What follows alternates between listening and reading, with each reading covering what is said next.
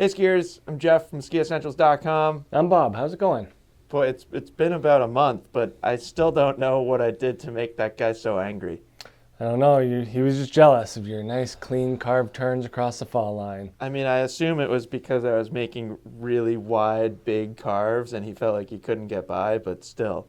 Yeah, I think it's a violation of sections 4 and 6 of the skier safety code. Right. What we looked up. Downhill skier has the right of way. Yep, and give space when passing. You have to pass safely. Yeah, that didn't feel like a safe pass to me. No, but you know what? Everyone remained unscathed. We're still here. We're still here. I can't say the same for that guy. I don't know who that was. Right. Hopefully he's fine too. Yep. Hopefully he didn't pull the same thing and then end up in a horrible collision somewhere. Anyways, this is the Liberty Origin 96. This is the 2023 graphic here. The ski itself doesn't change from this current season to next year. Yep. But we hadn't done a review of this ski, and we spent some time on it this spring, so we thought we'd chat about it. Yeah, and it's a whole lot of fun. Super fun. Kind of as expected. Yep. Yeah. Playful all-mountain ski, very versatile. We can talk more about this towards the end of the video, but I personally draw a lot of similarities to stuff like the Rustler 9. Mm-hmm. Feels like it falls right into that category. Yeah. Last year around this time, we did a review of the Origin 101, which was a new width to the Origin collection. We got what? 96, 101, 106, 112.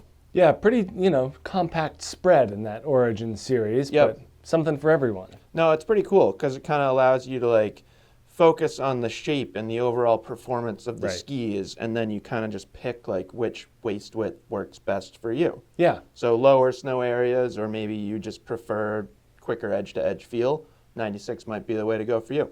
Or if you have a different ski already in your quiver, if you already have a wider or narrower, Right. looking for a complement, or, this might be the best one and only option of the group. Right. Pretty cool construction in this ski, and somewhat unique to Liberty now. Yeah. This has the new VMT 1.0 construction, which if you watch the Origin 101 review, you're familiar with that construction. Kind of cool what goes on inside this ski. Yeah, they definitely have very unique features, and we talk about that feeling with Liberty as a brand in general, but specifically with this construction as well. Yep. So we get a blend of bamboo and poplar in the wood core. We get carbon fiber laminates, kind of horizontal, traditional application of carbon fiber. It feels weird to say traditional with carbon fiber because realistically it's still a somewhat of a new material to ski construction. But Liberty has kind of leaned on carbon fiber in a lot of their skis. So pretty traditional Liberty use of bamboo, poplar, carbon in this ski. What kind of makes it unique is that VMT 1.0, and that's referring to the single strip of vertical metal that basically sits in the core. It's kind of sandwiched laterally in the core of the ski. So think about a single strip of metal that sits on a vertical axis through the middle of the ski. So most ski construction, we see horizontal laminates, to kind of bring back the Rustler 9. That would be a big difference between that ski and this ski. Right. And again, we can kind of touch on that more at the end.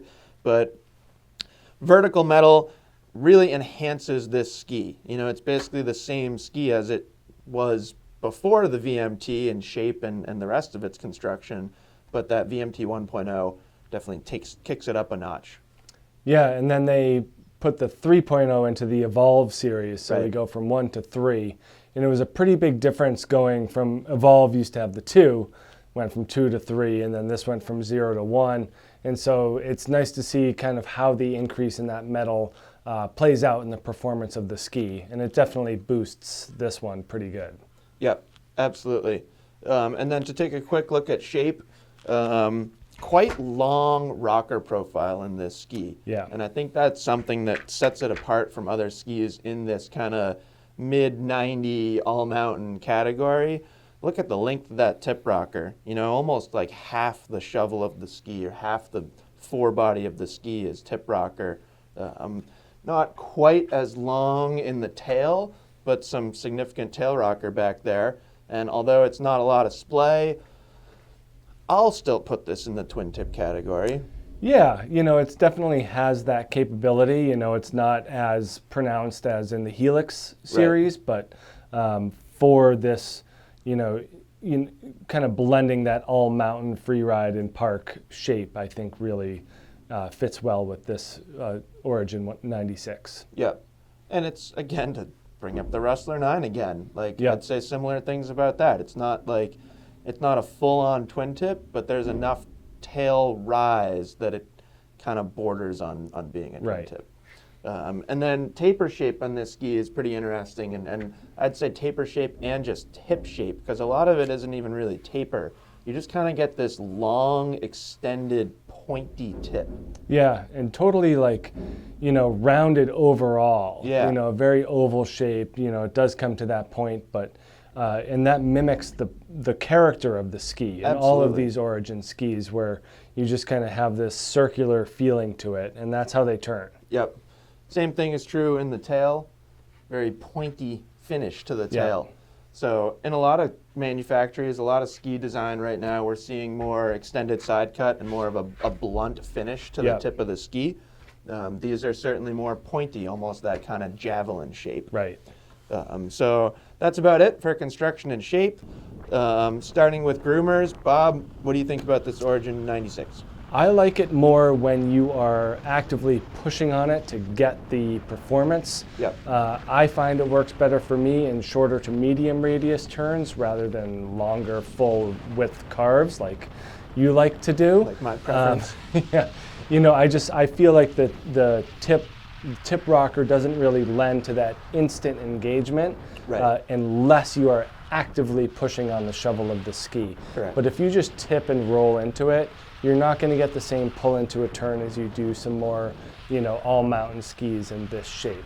Yeah. I bring up the Mantra M6 as kind of an extreme example of, tip that thing on edge and it is bringing you across the trail. That doesn't quite happen so much in this. It definitely follows the shape, the shape and the profile of the ski overall as to what type of turn it likes to make for me. So, but once you get past that tip, midfoot and back, it's quite a bit more stiff and responsive than you might think. Yeah. And you can definitely feel that metal come through in terms of the snap and energy out of the turn. Yep. It's not the most torsionally stiff ski. When you do away with that horizontal metal laminate, we are going to see a little bit more twisting, especially in the shovel where there's more rocker. Yep. But it doesn't really jeopardize the overall feel of the ski in a negative way, I think. No, and I think everything you said is like the best way to describe it. Like, it doesn't pull you into a turn. Yeah. But that's fine, and we've had that conversation with other skis too. I always think about when we were first chatting about the new Star M Pro. Yeah. Might have been the 99. I can't remember which width it was, but similar concept with that ski. Very long tip rocker and more of a pointy finish Yeah. to it. So it's not just hooking you up and pulling you into the turn, but if you as a skier are comfortable and confident, giving the ski input to get it to do what you want it to do, it acts Right. pretty darn well on a groomer. Yeah. And then the other side of that conversation, the benefit of that, if you want to say that not pulling you into a turn is a downside, the benefit to that on the other end is it's extremely easy to release the edge. Sure. Whether it's the tip or the tail. The whole ski will release and pivot really easily, which comes in handy on groomers. Yep. That's not just something that's beneficial when you go off trail into trees or bumps or stuff like that. It works well on groomers too. Yeah. But I mean, speaking of trees and bumps and softer snow, it's that those things really come in handy with this ski there. I Yeah. mean, you can put this thing wherever you want at any point, any turn. Yeah, and I think that's probably its highlight. If Yeah. you were to pick out one thing that this ski does really well, and we probably said similar things about the Origin 101, is it's extremely agile. Yeah. It's so quick. It's not the heaviest ski in the world. It's not the lightest ski in the world either. It's pretty easy to flick it around. Yeah. Which is great, and it definitely gives it that, it just has such a playful personality, which really comes through in the trees. Yeah. I have a good friend from way back in college years who spends most of his time skiing Sugarloaf now. Actually, now that I'm saying this, I think I mentioned this guy when we did the Origin 101 review. I think he loves this ski. This is like the width that he chooses for Sugarloaf. And he posts a lot of like point of view footage of skiing through trees, and you can just tell how well this ski works for tight New England trees. Just extremely quick, extremely agile. Yeah, and great in the bumps too. I mean, by not having that full sheet of metal, you can really be pretty aggressive taking a straight line into the bumps with that nice flex. Yep. It's not going to buck you around at all. No, and we've talked about that before with this vertical metal. Yeah. Like it has a very smooth, kind of stable, confidence-inspiring feel. Really good counterflexing from that vertical metal, which not only helps on a groomer, gives you more to push against once you're in a carving turn. It helps in moguls. It helps in a lot of situations. And take that concept and carry it through the whole Origin line. Say if you're out west and maybe you're choosing something more like the Origin 106, like thinking back to being in Alta, like that Origin 106 would be a sweet Alta ski, kind of similar to how the QST 106 was an awesome Alta ski. Right. Like very, very maneuverable, very quick and agile, but add in that VMT 1.0 and you've got some good counterflexing, good stability to let the ski run through chop. So you could do that same thing on this ski. It's going to stay pretty composed. If you have a softer snow day, things get chunked up, things get kind of choppy. This ski is going to cut right through it totally pretty nicely. Yep, and that rocker profile really just keeps this thing up top of any fresh snow. I mean, for a 96, this has got to be one of the floatier ones we see. Yeah, and that tip shape helps too. Again, like kind of going back to the conversation about it doesn't pull you into a turn, but it makes it much less catchy when you take it into deeper snow. Yeah. So if you wanted to like rank 96 underfoot skis for powder performance, this one's easily near the top of that list. So pretty cool ski. Liberty has kind of a freestyle park heritage as a brand. Their first skis, like that was their thing. They made lightweight bamboo twin tip skis. Yep. I still think there's a little bit of that heritage in this ski. I'm not sure that I personally would choose it as a park ski because it is a more directional shape. We looked at the length of the tip rocker compared to the length of the tail rocker. On the other side, I do think you could use this as a park ski. Yeah. If you just wanted to like have a ski that you could take into the park, do some 3s, some 180s, some 540s, stuff like that, slide a few rails from time to time, I think it would work just well.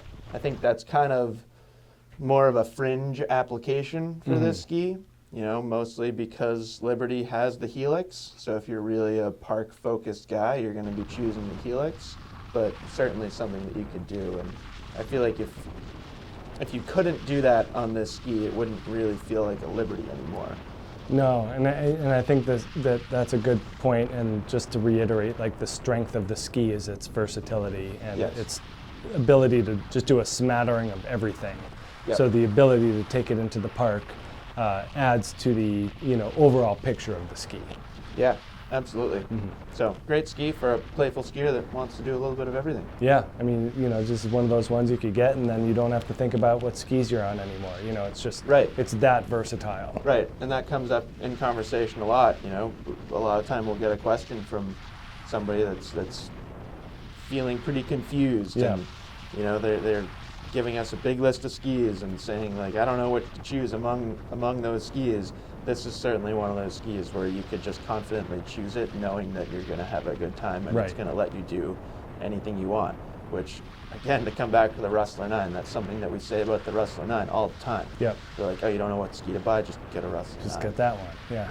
It'll be fine. And then you're all set. Add the Origin 96 into that conversation as well. Anything you want to end with, Bob? No, just that, the bamboo kind of adds another level of that to it where it's a unique feel. It's very quiet. We talked about this with the Evolve series skis, and it does carry through to Origin as well. Just a different sound to this thing underfoot. So it's just a really nice overall feeling and sound, and it's a pleasant skiing experience. Yeah, and I think unique to Liberty now. Yep, totally unique. Yeah. So let us know if you have any questions about the Origin 96. We talked about a few other skis, but if you have others that you want us to compare it to, let us know in the comments. We'll get back to you as soon as we can. I usually end these videos by saying we'll see you on the hill. Probably won't see you on the hill anytime soon because our local hill is closed now. It's closed. But who knows? Maybe we'll take these things. I haven't heard from Liberty that they need them back right away. So maybe we'll throw these in the car and head down to Killington. Yeah. Head up to Jay and do some more skiing on the Orange 96. More bumps and trees. So who knows? Maybe we'll see you on the hill. If not, we'll see you on the hill next winter. Sounds good. See ya. Bye.